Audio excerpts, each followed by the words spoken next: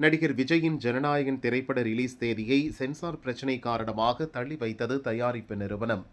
இந்த விவகாரத்தில் விஜய்க்கு ஆதரவாக காங்கிரஸ் எம்பிக்கள் மாணிக்கம் தாக்கூர், ஜோதிமணி, முன்னாள் மாநில தலைவர் KS அழகிரி ஆகியோர் குரல் கொடுத்துள்ளனர். சிபிஐ, வருமான வரித்துறை மற்றும் அமலாக்கத்துறை வரிசையில் இப்போது தணிக்கைத் துறையும் சேர்ந்துவிட்டது. தணிக்கைத் துறையை மத்திய அரசு தவறாக வழிநடத்துகிறது. சினிமாவுக்கு அரசியல் அனுமதி தேவையில்லை, அதற்கு அரசியலமைப்பு சட்டத்தின் பாதுகாப்பே தேவை என்று மாணிக்கம் தாக்கூர் கூறியுள்ளார். ஜனநாயகன் படத்துக்கு மத்திய அரசின் கீழ் இயங்கும் தணிக்கை வாரியம் சான்றிதழ் தர மறுப்பது கடும் கண்டனத்துக்குரியது. இது தமிழ் சினிமாவின் மீது நடத்தப்படும் தாக்குதல். அரசியல் சார்பு, விருப்பு வெறுப்புகளை தாண்டி கருத்து சுதந்திரத்தின் மீது நம்பிக்கை உள்ள ஒவ்வொருவரும் இதை கண்டிக்க வேண்டும் என்று காங்கிரஸ் MP ஜோதிமணி பதிவிட்டுள்ளார். ஜனநாயகன் படத்தை தடுக்க பார்த்தால் அதற்கான விளைவுகள் கடுமையாக இருக்கும் என்று KS அழகிரி எச்சரித்துள்ளார்.